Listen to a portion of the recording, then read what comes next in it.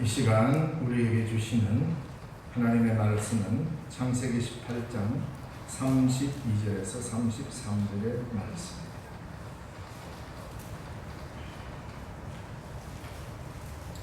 구약성경 22쪽에 있습니다. 창세기 18장 32절 33절의 말씀.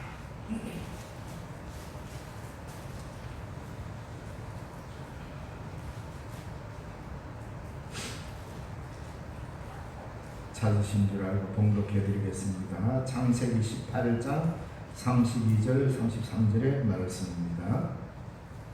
아브라함이 또 이르되 주는 노하지 마옵소서. 내가 이번만 더 아뢰리이다. 거기서 신명을 찾으시면 어찌하려 하시나이까. 이르시되 내가 신명으로 말미암아 멸하지 아니하리라. 여호와께서 아브라함과 말씀을 마치시고 가시니 아브라함도 자기 곳으로 돌아갔더라. 아멘.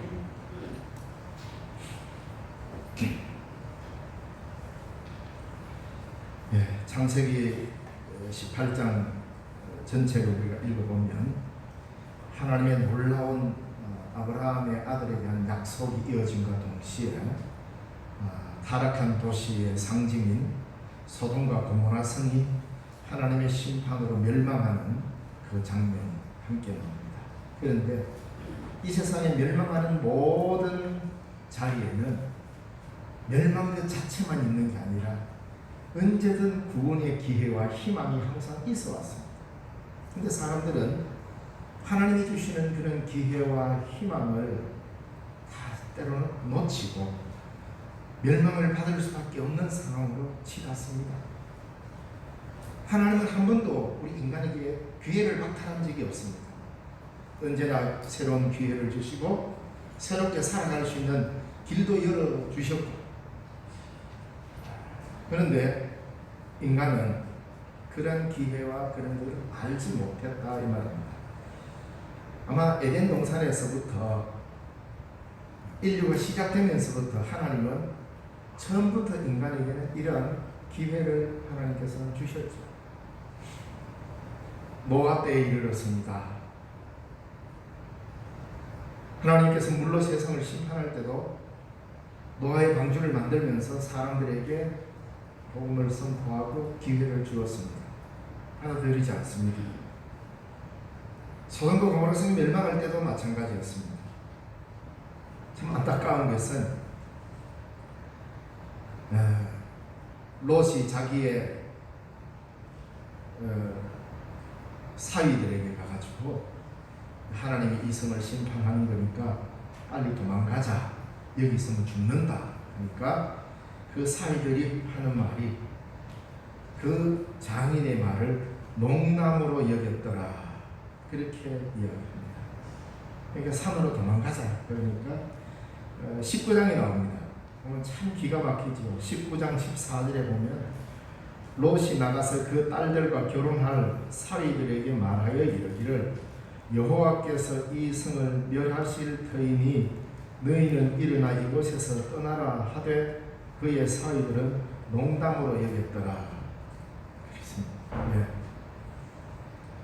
소돔과 고모라가 망하다니 그런 일이 있을 수 있습니까? 이 말은 뭡니까? 그 당시에 이 소돔과 고모라는 가장 부유하고 최첨단의 도시입니다. 그 고대 사회에서 가장 뛰어난 도시라는 것을 우리는 알아요. 사람들이 먹고 마시고 놀기에 가장 좋은 도시였습니다. 그 도시가 지금 정확하게 어디인지는 알 수 없지만 사람들은 아마도 지금 사해바다 북쪽 어디에 아닐까 이렇게 이야기하는 사람도 있습니다. 그러나 역사적으로 지리적으로 어디에 있는지 그건 그리 중요한 게 아니라 상징성이죠. 왜냐하면 롯이 아브라함과 헤어져서 눈을 들어 어느 쪽으로 갔고, 아브라함이 그러잖아. 야 조카야, 니하고 내하고 같이 있으니까 너무 부딪힌다. 니도 살림이 많이 늘었고 나도 살림이 많이 늘어서 하나님의 복을 이래 받았는데 가만 보니까 너희들 종하고 우리 종하고 자꾸 싸우니까 좀 떨어져서 이제는 각자의 길을 좀 가자.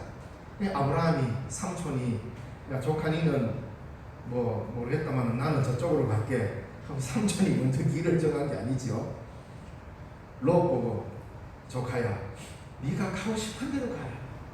네가 좌하면 나는 우할 것이고 네가 뒤로 가면 나는 앞으로 갈 것이고 네가 저 좋은 평지로 가면 나는 산으로 갈 것이고 우리가 서로 멀리 떨어져 있어야 좋지 않겠나. 그래서 롯을 보고 네가 먼저 택해라 이라면 우리나라 사람 같으면 아이고 삼촌 먼저 하있어 이라고 아이고 조카 네가 먼저 해라 뭐 좀 이럴 줄 알았는데 롯이 딱 보니까 요단강변에 있는 이 소돔과 고모라 땅 쪽으로 딱 보니까 비옥하고 풍성하고 기가 막힌 도시가 건설되어 있고 아무리 봐도 그쪽이 훨씬 살기 좋고 멋지다는 걸 롯이 알았습니다. 그래서 삼촌 뭐 죄송하지만 저는 요단들로 가겠습니다. 그래 그러면 나는 산지로 가겠다.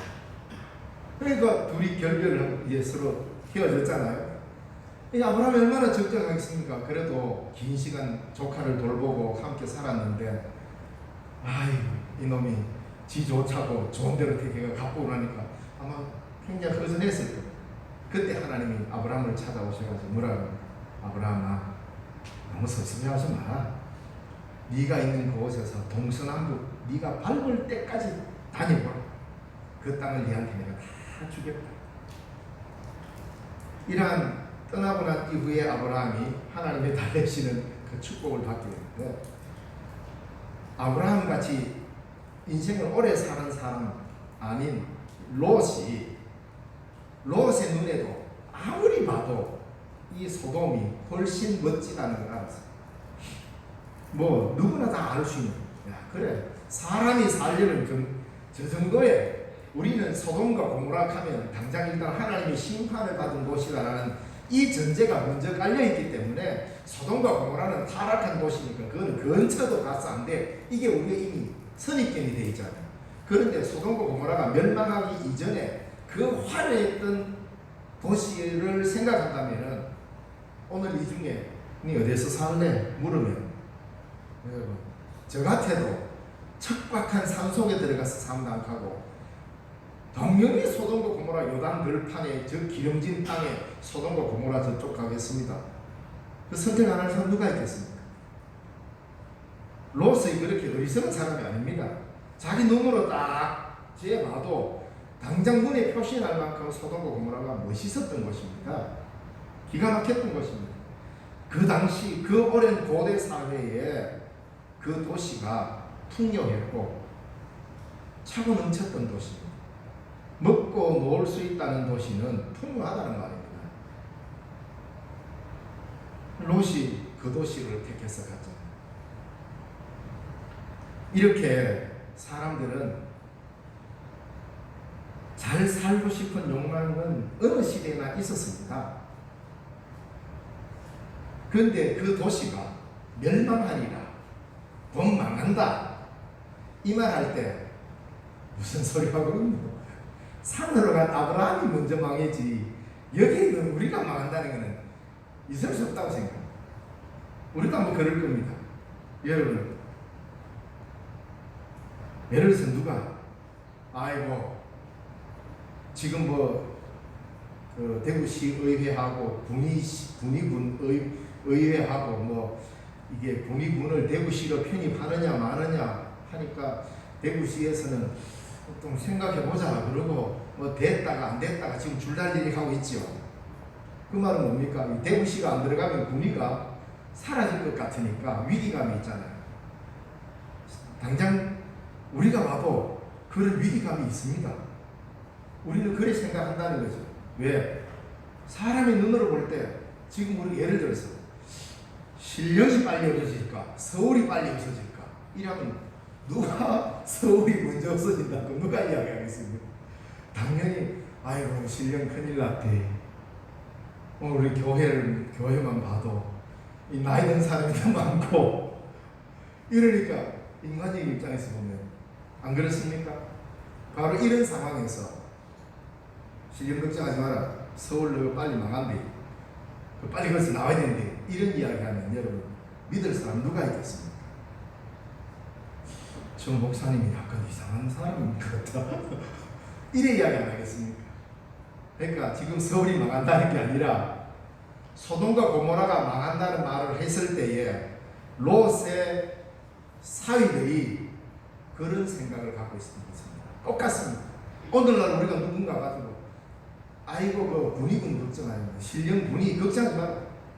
서울 너가 먼저 망한다. 지금 곧 망한다. 빨리 서울에서 도망해서 나와서 촌으로 가서 살아라. 이러면 저 목사님이 아무래도 이상한갑다. 뭐 이래 이야기할 겁니다. 롯을 향하여서 아브라함이 이야기를 하고 롯이 자기 사위에게 이야기했을 때 꼭 그 이야기였습니다. 이렇게 살기 좋은 것이 지금 이 소돔과 고모라 주위 수십 킬로 이내에 이 도시만한 도시가 어디 있냐? 소돔과 고모라와 같이 번창하고 사람이 자유롭게 살 수 있는 이런 도시가 어디 있나? 이 도시가 내일 당장 망한다니 있을 수 없다는 거예요. 그래서 롯은 한국하게 이야기했지만 그 말이 그의 사위들에게는 농담으로 들렸습니다. 그러면서 많은 생각을 했습니다. 평소에 롯이 자기 사위들하고 농담을 많이 했나? 이런 생각도 듭니다. 진지한 대화를 하지 않다가 어느 날 갑자기 좀 진지한 대화를 하면 좀 이상해졌네 또 이래야 되는 거잖아요. 그래야 되는지 모르지만 어쨌든 멸망의 마지막 기회마저도 농담으로 여기면서 그들은 망해버렸어요. 오늘 우리의 복음이 이 세상에 선포됩니다. 예수 안 믿으면 구원 없습니다. 예수 믿어야 구원 얻습니다. 그리고 지금 뭐 전체 물리학적으로나 아주 미시세계 과학자들이 다루는 뭐 여러분 듣도 보도 못한 뭐 양자 역학이니 뭐 이런 것들이 막 증명되고 있는 이 시대에 예수님 다시 오십니다. 이 이야기하면 농담하고 있네. 이게 이야기합니다. 진짜 이 세상의 마지막이 다가옵니다. 주님 곧 오십니다 하면 그거는 너가 하는 소리고 이래 이야기. 이때 우리가 어떻게 믿음을 지키고 살아가야 하느냐 이제 이 문제. 세상 사람들이 우리가 전가하는 복음의 소리를 농담으로 여기는 시대에 우리가 살고 있다 이 말입니다. 그래서 사람들은 특히 그리스도인이 아이고 이 세상 다 됐대 말세다 뭐 이런 탄식을 하지 않습니까? 거기다가 코로나19 상황이 터지니까 더더욱 참 살기가 어렵고 그래서 말세를 외칩니다. 벌써 21년의 세월이 흘렀잖아요. 새로운 2000년이 되면 뭔가 인류가 새롭게 되고 뭐 대단할 것 같았는데 새로운 2000년이 시작된 지 21년이 지났지만 뭐가 더 나아졌습니까? 나아진 게 없습니다. 우리가 살아가는 세상에 기쁨의 노래보다는 탄식의 한숨이 더 많아지는 것은 옛날이나 지금이나 별반 다르지 않다는 겁니다. 로마서 3장 10절에서 11절의 말씀에 하나님은 이렇게 우리에게 말합니다. 의인은 없나니 하나도 없으며 깨닫는 자도 없고 하나님을 찾는 자도 없고 다 치우쳐 한 가지로 무익하게 되고 선을 행하는 자는 없나니 하나도 없도다 그랬습니다. 하나님의 탄식이 메아리치는 세상이 오늘 인간의 세계다 이 말입니다.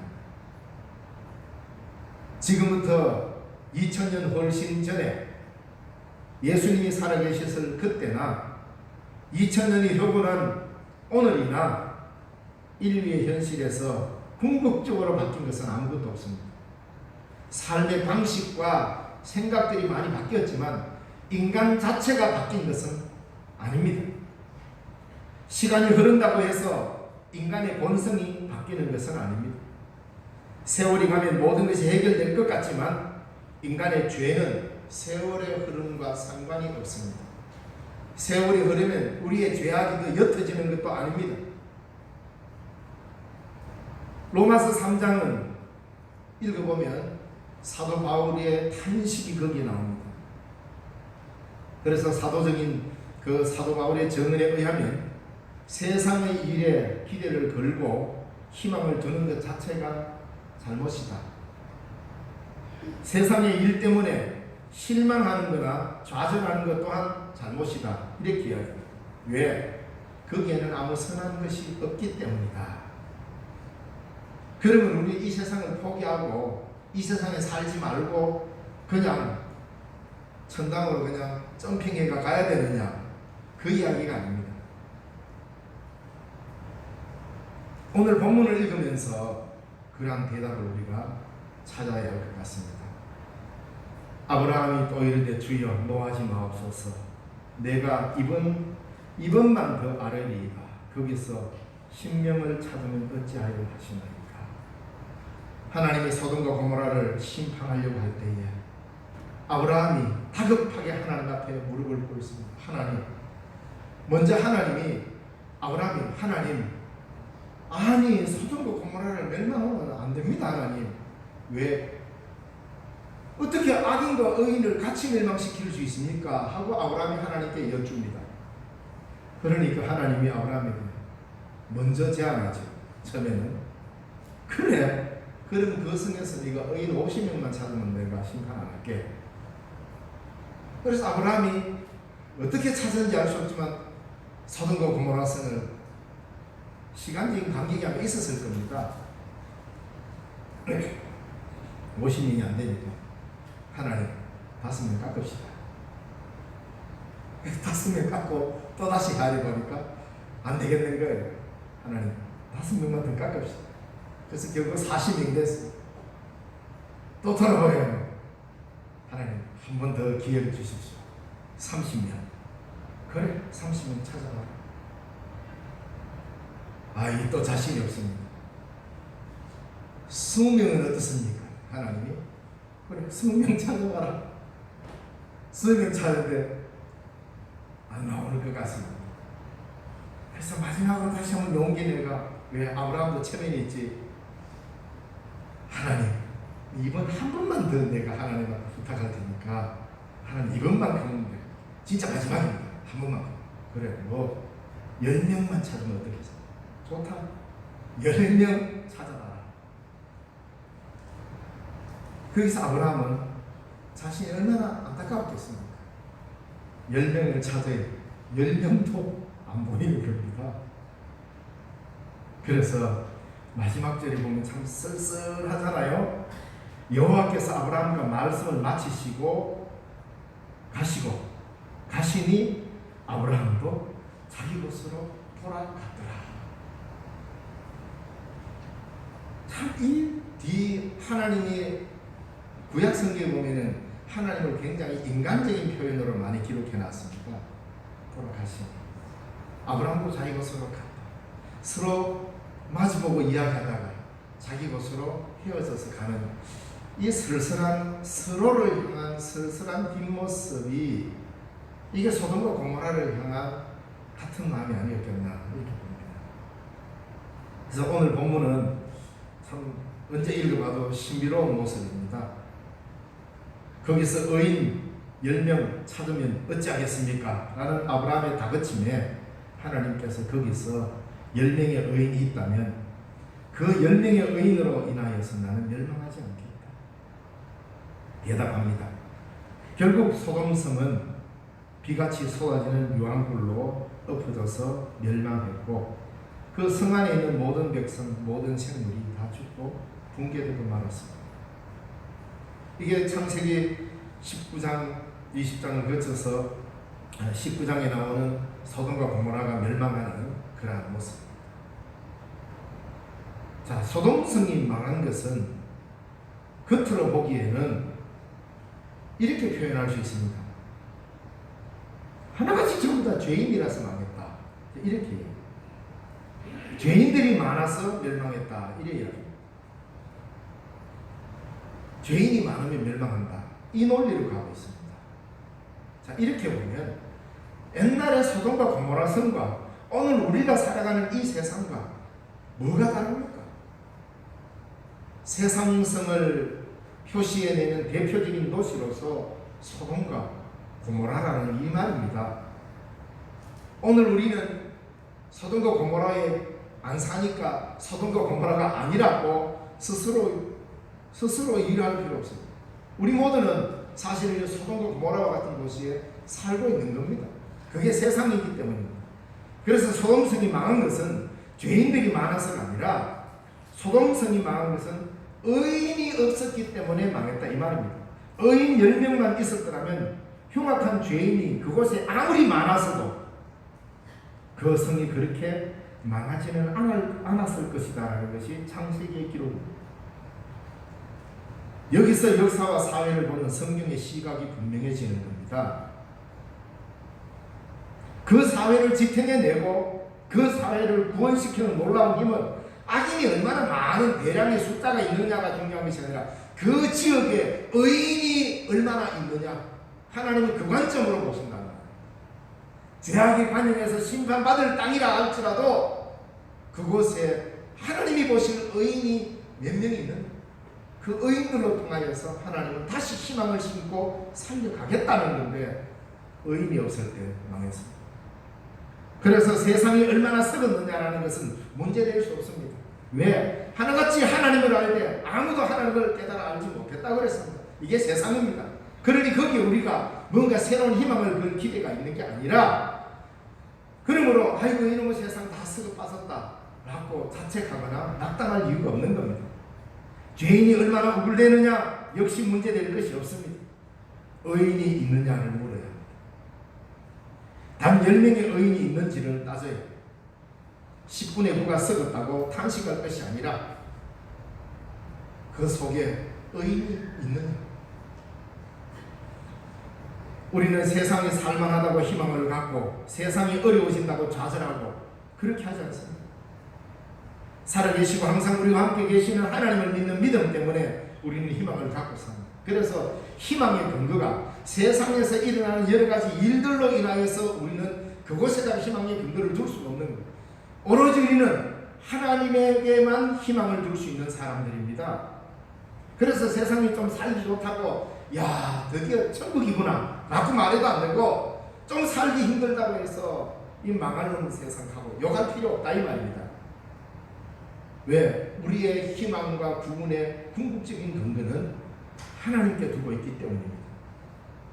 살아계시고 항상 우리와 함께 계시는 하나님을 믿는 믿음 때문에 우리는 희망을 갖고 삽니다.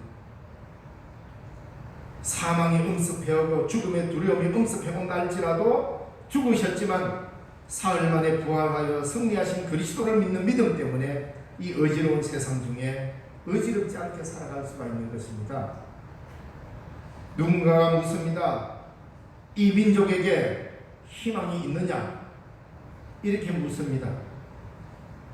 이런 질문에 대한 우리의 대답은 군사력이나 경제력이나 지적 능력 같은 데 있지 않습니다. 이 민족이 교회를 세우고 지킬 수 있느냐 하는 것이 우리의 질문이어야 하고 우리 그리스도인들의 대답이어야 합니다. 왜? 우리는 그리스도인입니다. 하나님의 자녀들입니다. 이 민족에게 희망을 물을 때 우리는 세상 사람들과 다른 가치관으로 대답해야 됩니다. 우리나라는 대단한 군사력을 가져서 이제는 선진국이야. 경제적으로 세계에서 이제는 몇 번째 가. 여기에 여러분들이 희망을 걸고 살겠습니까?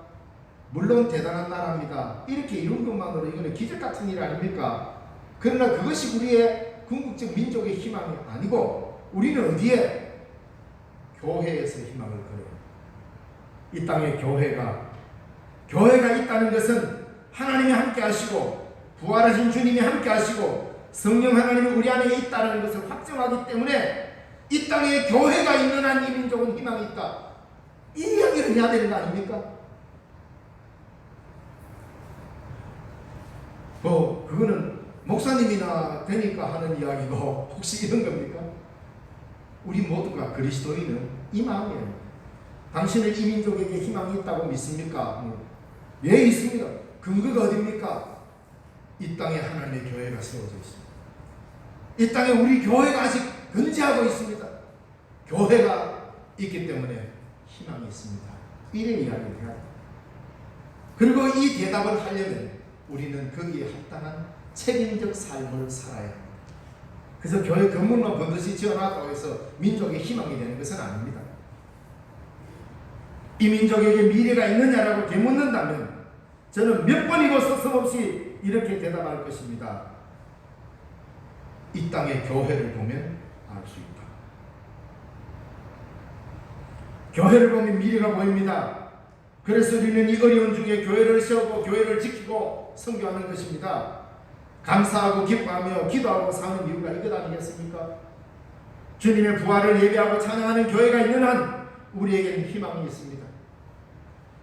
그래서 우리는 다시 오실 주님을 기다리며 마라나타의 신앙을 갖고 사는 게 아닙니까? 부활하시고 승천하신 그분이 다시 오심을 기대하고 기도하는 그런 교회가 있는 한 우리에게는 미래가 있습니다. 그래서 그리스도인은 이 민족의 희망과 미래를 그리스도인다운 희망과 그리스도인다운 기대를 갖고 살아야 합니다. 그 기대를 어디에 둡니까? 바로 이 교회라고 하는 공동체를 통하여서 하나님은 새롭게 이뤄가실 것이다. 세상이 모두가 망해가는 것 같이 난장을 부려도 하나님은 죄인들의 난장을 통하여 멸망시키고자 했었지만 의인 한 사람을 찾으시는 하나님의 눈길입니다. 바로 그 하나님의 눈길에 드는 의인으로 살아갈 때 이 민족의 희망이 교회가 아니겠습니까? 우리 장로교를 시작한 그리고 종교개혁자 위대한 종교개혁자 칼빈이 그의 기독교 강요라고 하는 좋은 책을 썼습니다. 종교개혁을 하는 가장 토대가 탄탄한 책이 된 것이지요. 기독교 강요. 그래서 저희 교회에서는 안수집사로 임직을 받으면 기독교 강요를 한 질씩 막 두꺼운 책이죠. 한 질씩 교회에서 선물해 줬는데 그 기독교 강요 1판 서문에 칼빈은 이렇게 고백하고 있습니다. 그대로 제가 따가왔기 때문에 읽어드리겠습니다. 확실히 그리스도의 교회는 살아있습니다. 그리스도께서 아버지의 우편에 앉아서 교회를 다스리시고 계시니 또한 앞으로도 계속 살 것입니다. 교회는 그리스도의 손으로 보존됩니다. 그분의 보호로 지켜집니다. 주님의 능하신 권능으로 안전하게 지속될 것입니다. 그분이 일단 시작하셨으니 기필코 이루실 것입니다. 주님이 세상 끝날까지 자기 백성과 함께 하실 것입니다. 교회가 패하는 것처럼 보일 때에도 교회는 죽음 한복판에서 살아남을 것입니다. 얼마나 멋있습니까? 그러한 신앙 고백으로 그는 기독교 강요를 썼습니다. 그래서 종교개혁의 놀라운 역사를 이룩했던 것이죠. 그리스도의 교회는 망할 수 없다는 칼빈의 확신입니다. 바로 우리는 이 믿음이에요. 장로교를 세우고 여기까지 개혁교회의 이름으로 여기까지 온 거 아니겠습니까? 죄악이 뒤덮은 시대일지라도 의인들로 통하여 시대를 열어가시는 하나님께서 오늘 저와 여러분을 지키실 것입니다. 그러나 분명히 알아야 되는 것이 있습니다. 지금 저와 여러분들이 하나님 앞에서 소돔과 고모라를 살리기 위해서 기도하는 아브라함과 같은 중보 기도를 하는 간절한 마음이 반드시 있어야 한다는 말입니다. 그저 시간이 되면 그저 교회 와서 예배 드리고 밖에 나가서는 또 아무 생각 없이 그냥 살아가고 이거 아닙니다. 뭐 설교 시간에 이 말씀을 들으니까 어떨지는 모르겠습니다만 인간적인 입장에서는 아이고 그래도 교회 나오는 게 되고 안 그렇습니까? 인간적으로 목사 입장에서는 주일날 강단에 서서 설교하는데 아이고 세상에 저기 앉아가 나와야 될 사람이 눈에 안 보이면 설교 시간에도 두세 번은 머리에 번뜩번뜩 신앙이 지나갑니다. 어디 갔었고 왜 하나 설고 하다가 원고 보고 줄을 놓쳐가지고 설교도 조금 보고 끊고 아주 그래 됩니다. 인간입니다. 그러니까 인간적인 입장에서는 아이고 시간대가 나와주는 것만 해도 너무너무 고마운 거지요. 그러나 신앙생활은 그렇게만 해서 되는 게 아닙니다. 하나님이 우리를 먼저 부르시면 저와 여러분을 롯의 자리로 부른 게 아니라 아브라함의 자리로 불렀다는 사실을 아셔야 됩니다. 하나님께서는 이 시대의 교회를 살리기 위해서 롯처럼 둔 자리가 아니라 아브라함처럼 살아가게 하기 위해서 저와 여러분을 먼저 부르시고 택하셔서 오늘 이 시간 이 교회에 와서 예배 드리게 하는 것이고 하나님의 말씀을 듣게 하시는 겁니다. 그 자리는 뭡니까? 아브라함이 이 땅에 살면서 이룩한 가장 아름다운 일은 하나님과 이스라엘 백성들을 잇는 가교 역할을 한 것이고 그 사이에서 아브라함은 끊임없는 중보자의 삶을 살았습니다. 자기 조카 롯 소돔과 고모라를 살리기 위해서 하나님하고 소돔성 사이에서 출단을 했어요. 하나님 저 성 망하게 하면 안 됩니다. 하나님도 잘 아시잖아요. 저기 의인들이 있는데 죽으면 됩니까? 뭐 이런 거. 그러면서 소돔과 고모라 성이 얼마나 타락했는지 아브라함도 잘 알 겁니다. 얼마나 휘황찬란한 도시인지도 잘 알고, 그런데 불로 심판한다니까 내 조카도 있는데 그리고 어떻게 하든지 살리고 봐야 되겠다. 이게 아브라함 마음 아니에요. 예수 믿는 사람 중에 되게 용감한 사람들이 많아요. 좀 우리 마음에 안 든다고 해가지고 하나님 뭐 하십니까? 막 그냥 불로만 확 태워버리지. 뭐 서지단 말을 아무렇지도 않게 하나님의 이름을 덜먹이면서 이런 심판 선언적인 이런 말들을 쉽게 합니다. 그런 사람들이 간혹 보면은 어느 지역에 지진이 일어났다, 어느 지역에 큰 재난이 일어났다 그러면 그 봐라 예수 안 믿더니 그 꼴 당했다, 또 이렇게 해요. 여러분 그런 말은 절대 하면 안 됩니다. 그 자리는 내가 객관적으로 내가 주관적으로 판단해가 마치 심판의 자리인 것처럼 막 그렇게 이야기하는데, 그 이야기는 내가 하나님이 되는 자리에 올라갔다는 거예요. 굉장히 교만한 말입니다. 예를 들어서 또 IT에 지진이 났습니다. 이러면 보면 그 옛날에 너희들이 하나님을 믿다가 하나님을 안 믿으니 하나님의 심판에가 지진으로 흔들어가 온통 너희들이 죽었다. 그거는 IT 사람 본인들이 스스로 가슴을 치면서 우리가 이런 죄를 지었구나 하고 본인들이 그걸 깨닫고 본인들이 알면 할 말이 없죠. 그거는 보면 어떻게 보면 자신을 돌아보는 성찰의 기회가 되고 회개의 기회가 되고 좋을 것입니다. 그런데 그것을 멀쩡한 우리가 제3자를 그렇게 쉽게 정죄하면서 함부로 판단하는 것은 내가 하나님의 자리에 앉은 겁니다. 매우 아브라함은 그렇게 하지 않았습니다. 아마도 성질이 좀 나빴다면 아브라함 정도 되는 사람도 아이고 하나님 저 멀지 않는 저 소돔과 고모라 저 엉망입니다. 하나님 저 그냥 보고 계십니까? 지금 그냥 확 그냥 한 방에 날려버리지. 이렇게도 말할 수 있지 않겠어요? 마음이 나쁘다면. 그런데 아브라함은 그렇게 하지 않았습니다. 죄악이 반영해서 하나님의 심판이 곧 불심판이 곧 떨어지는 그런 절체절명의 위기에서도 끝까지 하나님을 붙잡으면서 하나님 어떻게든 한번 살려주십시오. 내가 있는 힘을 다해서 최선을 50명, 45명, 30명, 20명, 10명 하나님과 5번이나 주고받으면서 줄달리기를 했다는 것은 그 말은 뭡니까? 딱 5번 기도했다는 말이 아니에요. 어떻게든 한 사람이라도 살려내려고 하나님 앞에 최선을 다해서 중보 기도한 사람입니다. 우리가 하나님 앞에 중보 기도하는 삶의 태도가 이래 돼야 된다 이 말입니다.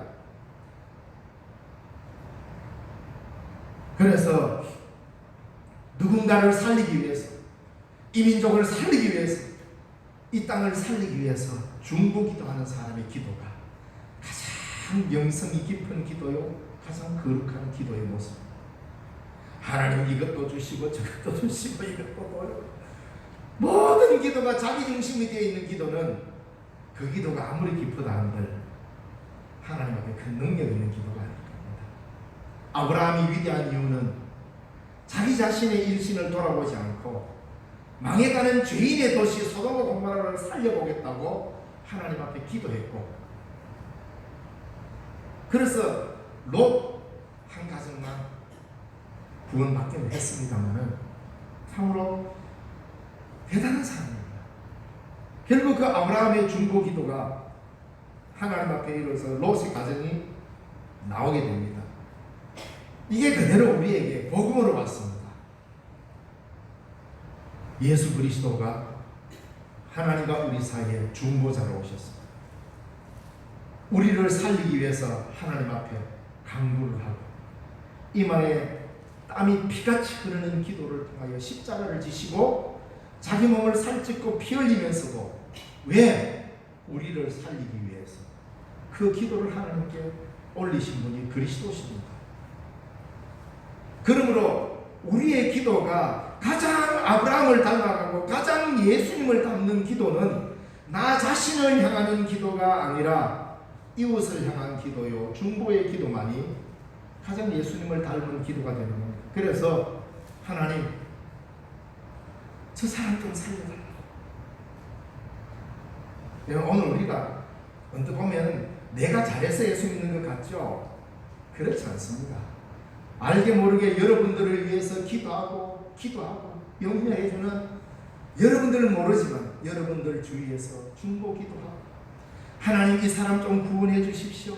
하나님 이 사람 좀 예수 믿게 해주세요.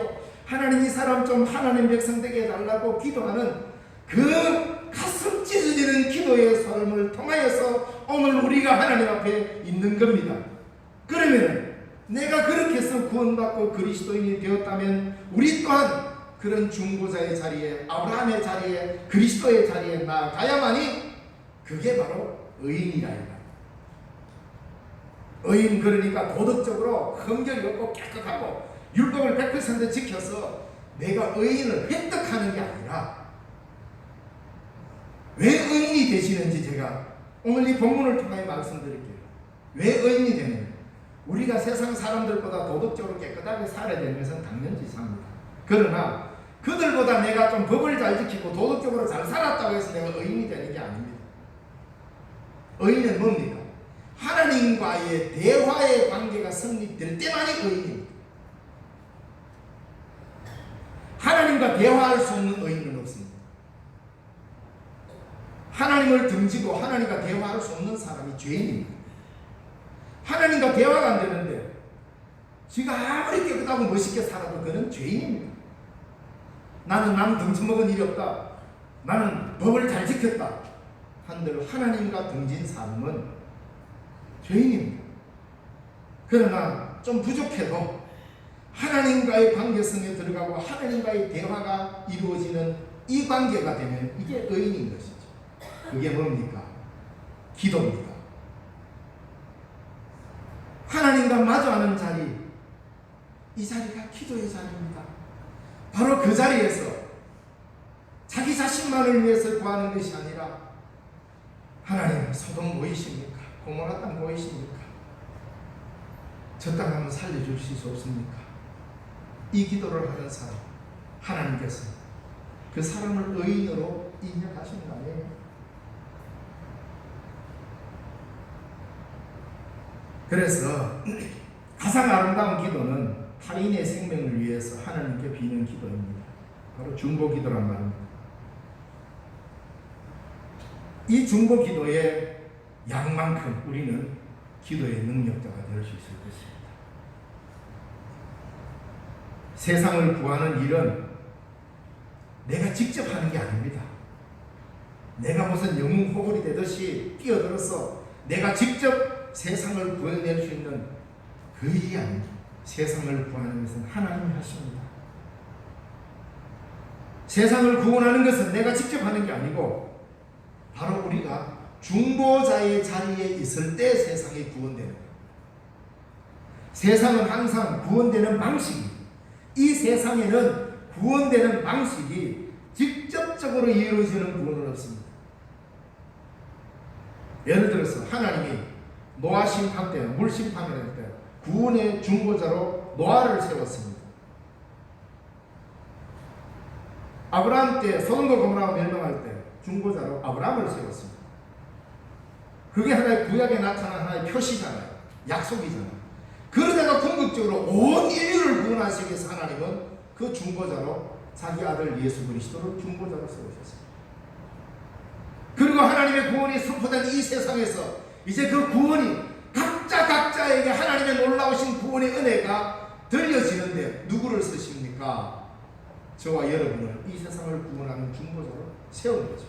그래서 전도와 선교가 필요한 것이고 그 일을 위해서 기도하는 중보자가 필요합니다. 이래서 중보 기도는 세상을 구원하는 능력인 것이고 힘인 것입니다. 바로 하나님이 의인을 찾고 계신다. 의인을 찾고 계십니다. 그 의인은 그 땅의 법을 잘 지키고 도덕적으로 정결한 사람이라는 것이 기준이 아니라 하나님 앞에 엎드려 주여 저들의 죄를 사하여 주옵소서, 주여 저들을 용서하여 주옵소서라고 성경에 나오는 수많은 사람들의 기도와 동일한 기도로 하나님 앞에 엎드리는 자가 중보자요, 그가 곧 의인이시란 말입니다. 하나님은 그 의인을 찾아서 이 시대의 역사를 새롭게 하고 이 사회를 구원해내고자 계획하고 계신다 이 말입니다. 그래 오늘 우리가 이 자리에 앉아 예배드리는 이 자리가 얼마나 귀한 자리입니까? 하나님이 그러한 세상을 구분하는 중보자의 자리에 우리를 불러주신 겁니다. 바로 이 자리는 아브라함의 자리요, 스데반의 자리이기도 하고 노아의 자리이기도 하고 궁극적으로 예수 그리스도의 구원의 자리이기도 하는 것입니다. 예수님도 중보자로 오셨고 우리도 중보자의 기도를 통하여 모두를 살릴 것입니다. 아브라함처럼 말입니다. 이 기도의 책임이 의인이라고 칭함을 받은 우리에게 주어진 책임입니다. 지금 하나님께서 이런 기도자를 찾고 계십니다. 제가 우리 교회에서 수요일 저녁에 이제 통성기도 할 때에 우리는 미얀마를 위해서 아프가니스탄의 교회와 민주화 이런 일들을 위해서 이렇게 기도합니다. 그래서 우리 교회는 이렇게 기도합니다. 이래 말하니까 뭐좀 아니 뭐 기도만 하면 뭐하냐고 현실이 그렇게 심각한데 그런 이야기를 해요. 현실이 심각. 가슴을 해야지. 여기서 앉아가 기도만 주의장창 하고 있으면 뭐하나? 기도를 몰라서 그렇습니다. 옛날에 유명한 수도사 토마스 머턴이라는 사람이 수도원에서 정말 그는 기도 생활만 깊이 했던 사람입니다. 그러니까 바깥에서 사회운동하는 사람이 토마스 머턴을 찾아왔어요.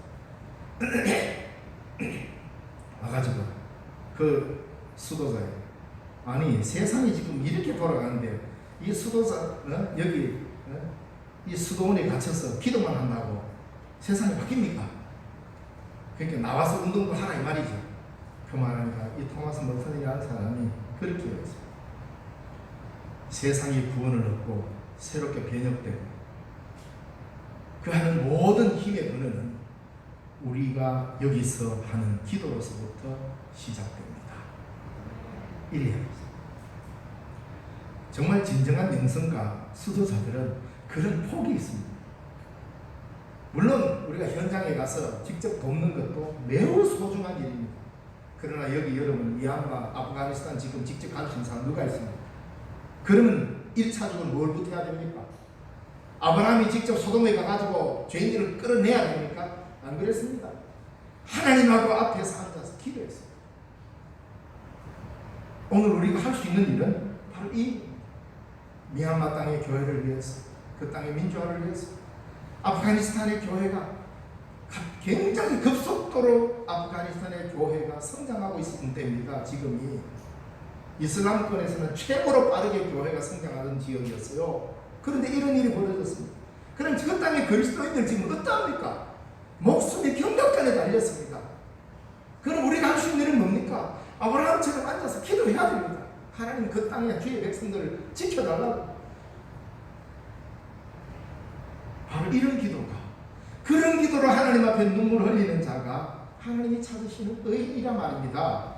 우리가 잘나서 의인된 것이 아니라 하나님 앞에 무릎을 꿇는 죄인의 모습으로 무릎을 꿇을 때 우리는 하나님이 찾으시는 의인이다 이 말입니다. 그래서 기도만 하면 되냐라는 이런 말 함부로 하면 안 됩니다. 하나님 앞에 무릎 꿇을 줄 모르는 인생은 자기가 나서서 아무리 일을 잘한다 하더라도 그는 중보자의 자리에 서지 않기 때문에 그런 사람을 통하여서 세상에 구원되는 법은 없습니다. 먼저 우리는 하나님 앞에 무릎 꿇는 법을 배워야 합니다. 그게 아브라함의 길이고 주님의 길이었다. 그래서 지금 하나님께 이런 기도사, 이런 의인을 찾고 있습니다. 내가 죄인임을 알고 하나님 앞에 무릎 꿇어 기도하는 자가 바로 의인입니다. 저와 여러분을 두고 주님은 이 길을 가기를 원하고 계신다는 것을 잊지 마시기 바랍니다. 기도하겠습니다. 하나님 아버지, 감사합니다. 오늘도 우리의 삶을 지켜주시고 주님이 인도하여 주셔서 여기까지 이르게 하셔서 감사합니다. 이 땅에는 말할 수 없는 공고에 처하고 곤란에 처하고 환난 가운데 있는 수많은 사람들이 있습니다.